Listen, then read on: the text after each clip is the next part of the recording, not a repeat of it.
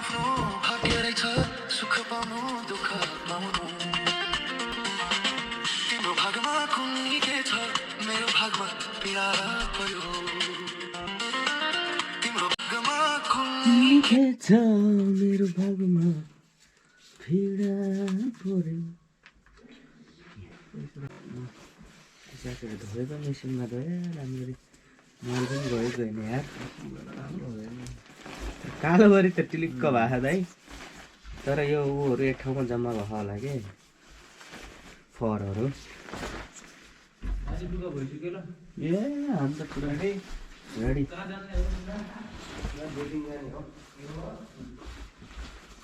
पैसा कमाउन जाने हो नि त पैसा कमाउन यार सबै कालो कालो भयो के अरे दाइ यार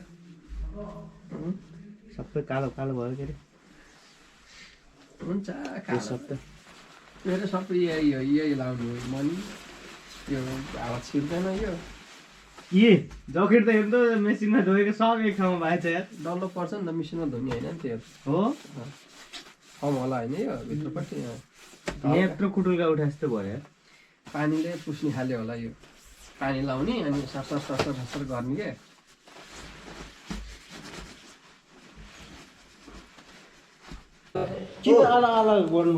अनि गनेर हाल्यो भएको अरे यतिकै पोका पालेर हाल्नु न दिमाग पुगाउँदैन याद है ए पुरा भ्लग बनाउनु लगायत आज हामी चाहिँ छुट्टी मनाउन जाँदैछौँ हाम्रो दाइ बोतल देखाउनु न बोतल अहिले आउँछ नि हामीले आज छुट्टी चाहिँ अलि धेरैजनाको सँगसँगै परेछ है म चाहिँ सेकेन्ड छुट्टी बस्दैछु सो फ्लाइटबाट जाँदैछ म बोतल बेच्नु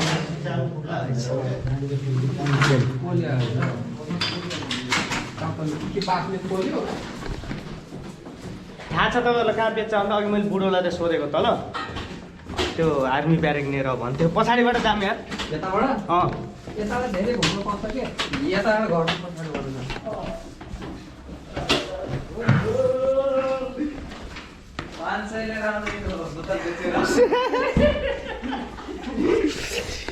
ल हामी चाहिँ अब यहाँ फ्लाइटबाट भर्खर हिँडेको यसो बोतल सोतल बेचेर अब जुगाड त गर्नु पर्यो कहिले नगरेको काम चाहिँ देशी भइहाल्यो यस्तो पुरा खरिद गरेर चाहिँ लानुपर्छ किनभने यसबाट नै आफ्नो खर्च आउँछ है यसो ल निक्ल्यो साथीहरू हाम्रो त यस्तो खालको क्यानहरू थियो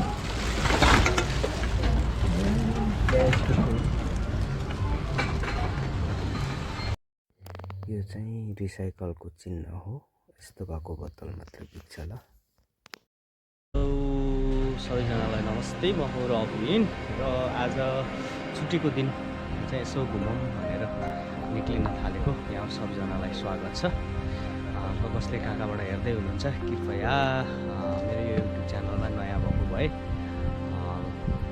सेतु गुराँस टिभीलाई सब्सक्राइब गरिदिनु होला लाइक कमेन्ट सेयर गरिदिनु होला राम्रो लाग्यो भने है अनि आजको भ्लग चाहिँ खास गरी बिदाको दिनमा चाहिँ अब लगभग 18-20 दिनमा कलेक्ट गरेको क्यानहरू बोतलहरू चाहिँ आज बेच्न जाँदैछु होइन कस्तो हुन्छ फर्स्ट टाइम अघि यहाँको वार्डेनलाई सोधेको कहाँनिर चाहिँ राख्छ भनेर सोधेको होइन उसले चाहिँ केही लोकेसनहरू बताइदिएको छ अनि हामी गएर कसरी बेच्ने कति पैसा आउँदो रहेछ होइन अनि त्यो कुराहरू सबै म यो भ्लगमा देखाउने ट्राई गर्दैछु र हामीसँग अरू दिनको साथीहरू पनि जाँदैछ होइन हामी 4-5 जना भएर जाँदैछौँ के कस्तो हुन्छ बोतल बेच्दाको एक्सपिरियन्स होइन कहाँ गएर बेच्ने कसरी बेच्ने त्यो कुराहरू म सबै आजको यो भ्लगमा देखाउँदैछु ल ओके गाइज लेट्स यहाँको वार्डेनलाई सोधेको कहाँनिर चाहिँ राख्छ भनेर सोधेको होइन उसले चाहिँ केही लोकेसनहरू बताइदिएको छ अनि हामी गएर कसरी बेच्ने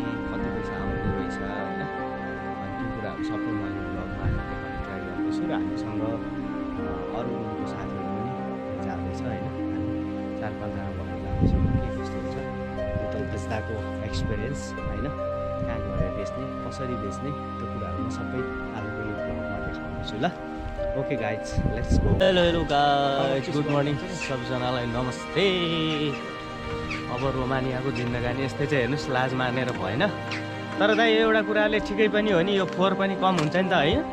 हाम्रोमा यार प्लास्टिक सारा प्लास्टिकहरू सिसाको बोतलहरू है यहाँ रिसाइकल हुनाले फोहोर पनि अलिकति कम हुने के। ल केटाहरू पैसा बोकेर जोसिँदै अगाडि हिँडिरहेको अवस्था है। ल अब हामी चाहिँ हिँडेको।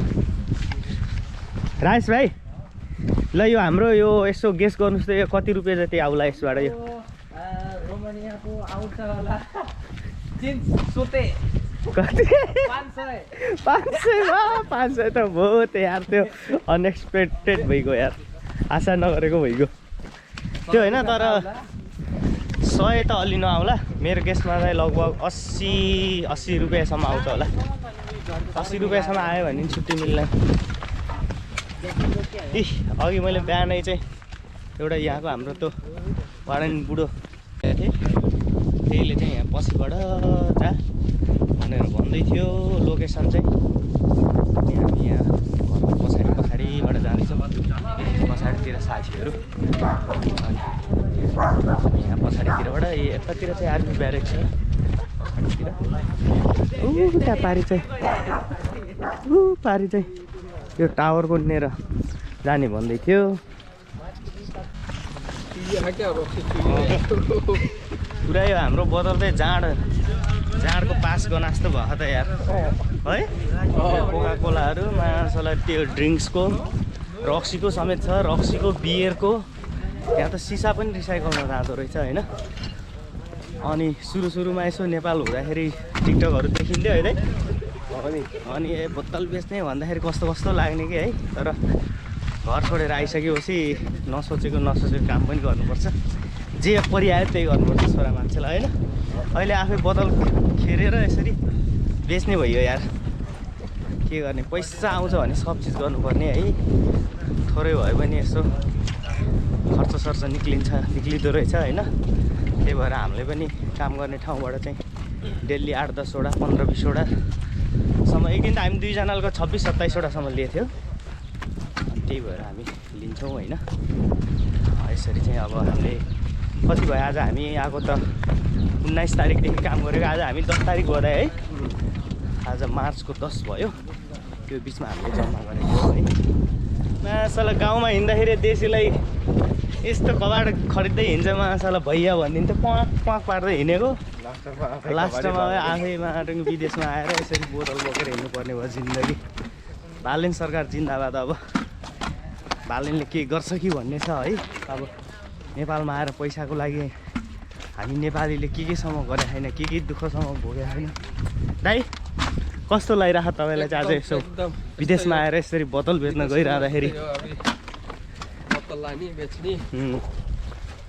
तर यसको राम्रो पक्ष पनि हो के, किनभने फोहोर चाहिँ पोल्युसन कम हुन्छ नि त होइन।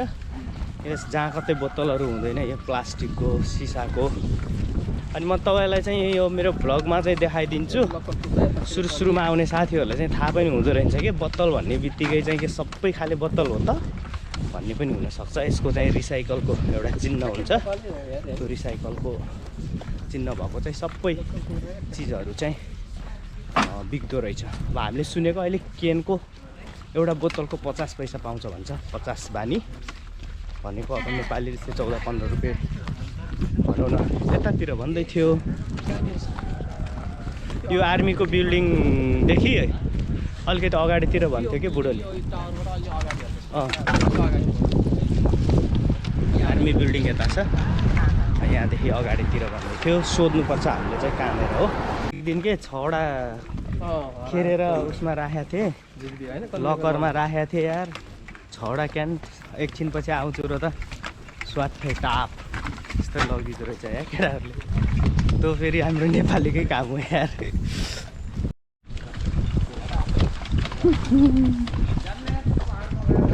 अनि जाउँ न, घुम्न पऱ्यो नि यसो हावा खाना यार। त्यहाँ पुल पनि छ, एउटा सानो नहर छ।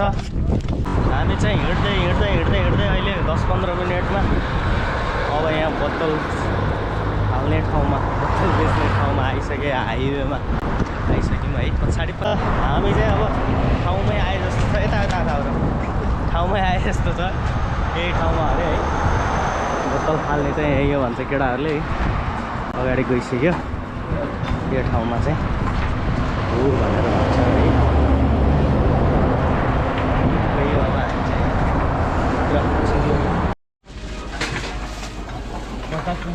चाहिँ यो भाग हाल्नुकै पछाडिको भाग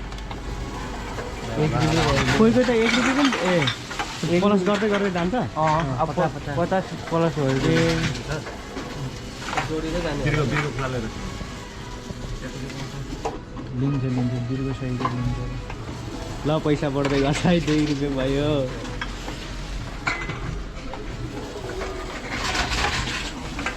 त्यसको उसै भर्दैला यार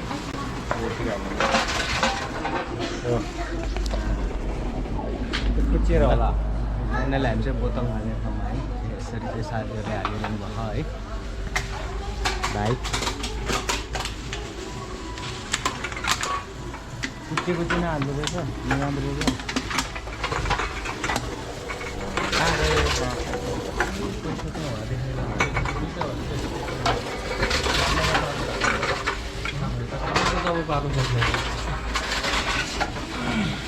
हाम्रो दाइले यहाँ पैसा जोडिदिँदै अब चाहिँ जम्मा पार्नुपर्छ बत्तु 1 हप्तामा 10वटा भयो नि त 5 ल्याइ त होइन अनि अनि त्यही भएर त नि 1 रुपियाँ गरेर सँगाल्ने 50 पैसा सम्झेर सँगाल्ने हो क्या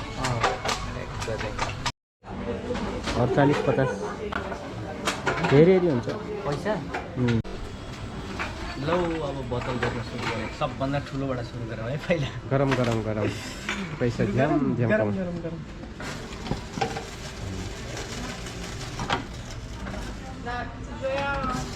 अर्को घुसाउनु त त्यहाँ अड्किरहेको रहेछ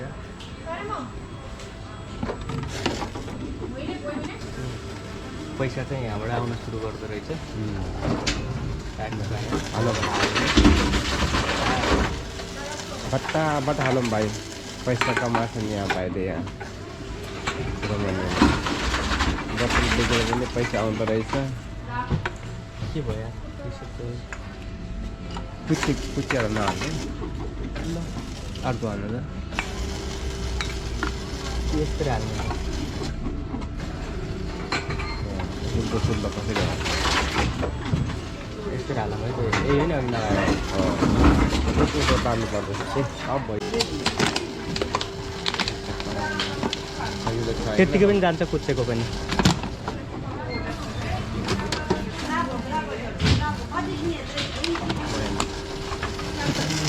यसरी पैसा देखाइदिन्छ है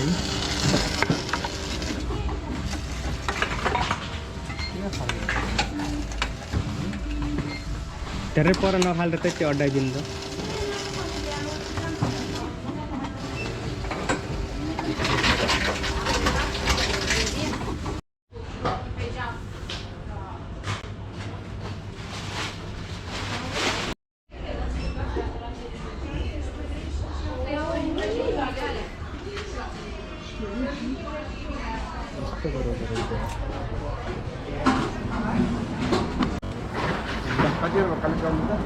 कति भयो कलेक्ट गरौँ है बोतल बेचेको चाहिँ कति भयो हाम्रो यो चाहिँ 58 भयो 58 यो चाहिँ 26 6 अहिले त एकछिन अल्छी भयो देखाउनु न पैसा 14 यो चाहिँ 2 अनि 350 450 टोटल कति भयो हिसाब हाल्नु ट्याक्ट्याक मोबाइलमा 115 भयो वाइ म त 100 पनि पुग्दैन भनिरहेको थिएँ 115 भइसक्यो 115 बहुत जम्मा गरेर रहेछ त है ल 115 कति आज बोतल बेच्यो अब नेपालीमा कन्भर्ट गरौँला अब होइन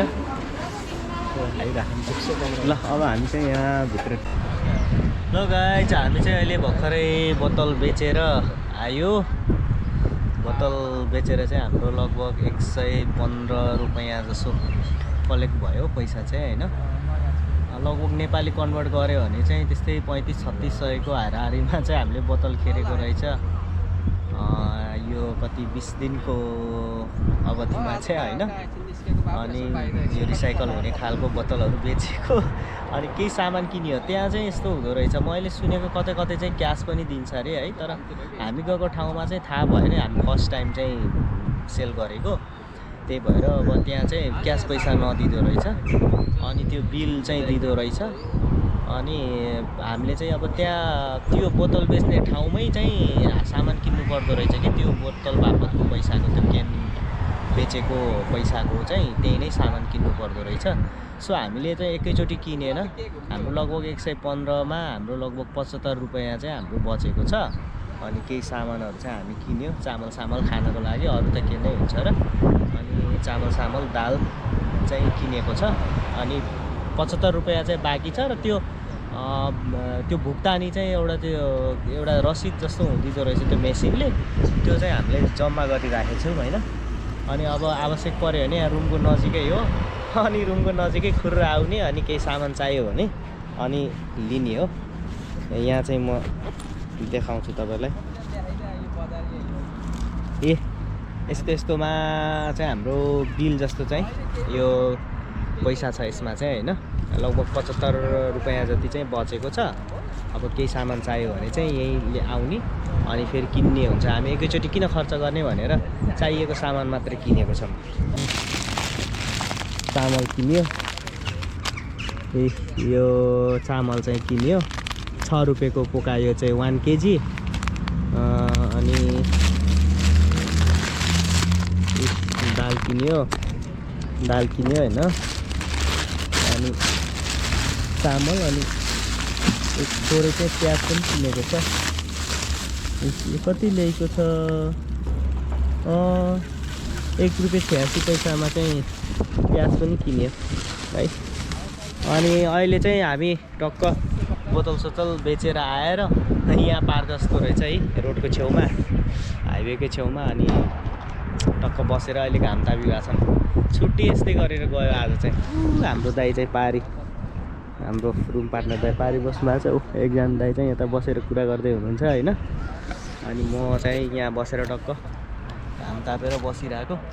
यतातिर चाहिँ यो हाइवे हो होइन, यतातिर चाहिँ हाइवेमा गाडीहरू कुदिरहेछ है। दिउँसोमा चाहिँ आज टक्क घाम लागेछ। क्यान हाल्ने मेसिनमा पनि लेखिराखेको थियो कि यो ट्रान्सलेटबाट कन्भर्ट गरेर हेरेको, हामी हाम्रो देशलाई सफा बनाउँछौँ भनेर लेखेको थियो कि।